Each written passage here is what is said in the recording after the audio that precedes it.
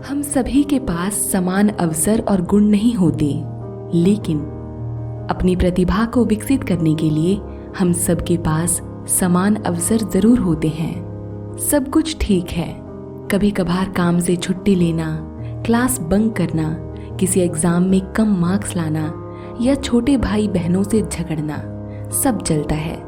जब हम जिंदगी के आखिरी पड़ाव पर होंगे तो यही छोटी छोटी बातें हमें हंसाएंगी और कंपनी के प्रमोशन, 24 घंटे लगातार काम, ये सब उस दिन कुछ मायने नहीं रखेंगे। हम लोग इंसान हैं, कोई कंप्यूटर नहीं। जीवन का मजा लीजिए और इसे हमेशा गंभीरता से मत लीजिए। लोहे को कोई नष्ट नहीं कर सकता, लेकिन उसकी खुद की जंग ही उसे नष्ट कर देती है। ठीक वैसे ही जैसे इंसान की खुद की मानसिकता और सोच ही इंसान को नष्ट कर देती है। लोग आप पर जो पत्थर फेंकते हैं, उन पत्थरों से स्मारक बनाएं। मतलब आप समझ गए ना? मैं हमेशा भारत के भविष्य की क्षमता के बारे में बहुत उत्साहित और विश्वस्त रहा हूँ। मेरे अनुसार ये महान क्षमताओं वाला एक महान देश है। मैं सही फैसले लेने में यकीन नहीं रखता, बल्कि मैं फैसले लेकर उन्हें सही साबित करने में विश्वास रखता हूँ। मैं लोगों को प्रोत्साहित करने के लिए लगातार कहता हूँ कि सवाल पूछें, नए विचारों पर बात करें, नई तकनीक और नए आइडिया के बारे में बेझिझक आगे आएं। मैं काम करते हुए लोगों को ठेस पहुंचा सकता हूँ। दूसरों की नकल करने वाले व्यक्ति थोड़े समय के लिए सफलता तो हासिल कर लेते हैं, लेकिन जीवन में बहुत आगे नहीं जा सकते। जीवन में बस अच्छी शैक्षिक योग्यता या अच्छा करियर ही आवश्यक नहीं है। आपका लक्ष्य होना चाहिए कि एक संतुलित और सफल जिंदगी को जिया जाए। संतुलित जीवन का अर्थ है कि आपका अच्छा स्वास्थ्य, लोगों से अच्छे संबंध और मन की शांति। दूसरे सफल लोगों से इस बात की सीख या प्रेरणा लेनी चाहिए कि जब वो व्यक्ति सफल हो सकता है तो मैं क्यों नहीं हो सकता। पर प्रेरणा लेते समय आंखों को बंद नहीं करना चाहिए। खुले दिल से उनका संघर्ष स्वीकार कर एक अनुभव हासिल करना चाहिए। दुनिया में करोड़ों लोग मेहनत करते हैं, फिर भी सबको अलग अलग परिणाम मिलते हैं। इन सब के लिए मेहनत करने का केवल एक ही तरीका जिम्मेदार है। इसीलिए व्यक्ति को मेहनत करने के तरीके में सुधार करनी चाहिए, लेकिन कोई शॉर्टकट नहीं तलाशना चाहिए।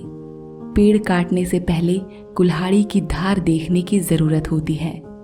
इसीलिए जब 8 घंटे में पेड़ काटना हो तो 6 घंटे कुल्हाड़ी की धार तेज करने में लगाने पर सफल होने के चांस बढ़ जाते हैं। यहाँ कुल्हाड़ी की धार से मेरा अर्थ स्वयं के ऊपर काम करने से है और पेड़ काटने से मतलब संघर्ष करने से है।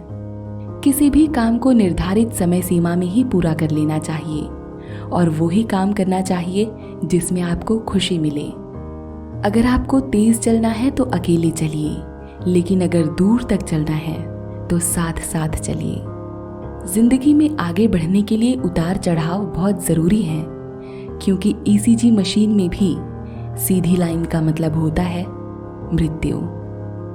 जो व्यक्ति सफल है मैं उनकी प्रशंसा करता हूँ, लेकिन अगर यह सफलता लोगों के साथ बदतमीजी और क्रूरता से हासिल की गई है तो मैं उस व्यक्ति की प्रशंसा तो कर दूंगा, लेकिन इज्जत कभी नहीं करूंगा।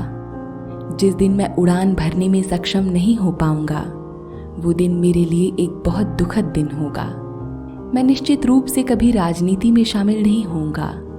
मैं एक साफ सुथरे बिजनेसमैन के तौर पर याद किया जाना पसंद करूंगा। आप जो कर रहे हो, यदि वो सार्वजनिक जांच की कसौटी पर खरा उतरता है तो इसे कीजिए। अगर ये सार्वजनिक जांच की कसौटी पर खरा नहीं उतरता तो मत कीजिए। ऐसी कई चीजें हैं, बहुत सारी, जो अगर मुझे दोबारा जीने का मौका मिले तो शायद मैं अलग ढंग से करूंगा। लेकिन मैं पीछे मुड़कर नहीं देखना चाहूंगा कि मैं क्या नहीं कर पाया। दोस्तों, हमारी जिंदगी में भी कई बार ऐसे मौके आते हैं जब हमें ऐसा लगता है कि शायद उस काम को किसी और तरीके से किया जाना चाहिए था। रतन टाटा जी अपने काम के प्रति इतने ज्यादा समर्पित थे कि कभी उन्होंने अपनी शादी और परिवार बनाने पर ध्यान ही नहीं दिया। लेकिन आज जब वो अपने बिजनेस में एक ऐसा मुकाम पा चुके हैं जहां एक व्यक्ति को एक सितारा समझा जाता है, तो उन्हें एहसास होता है कि शायद एक बार उन्हें इस ओर भी ध्यान देना चाहिए था, क्योंकि एक आपका प्यार और परिवार ही होता है जो जिंदगी भर आपके साथ रहता है और हर चुनौती में आपके साथ आपकी शक्ति बनकर खड़ा होता है। हमारी जिंदगी में भी चाहे कितने ही संघर्ष क्यों ना आ जाए, लेकिन हमें कभी हार नहीं माननी चाहिए। साथ ही कभी भी अपने काम के लिए अपने परिवार को अकेला नहीं छोड़ना चाहिए। सबको साथ लेकर चलना ही एक सफल व्यक्ति की पहचान होती है।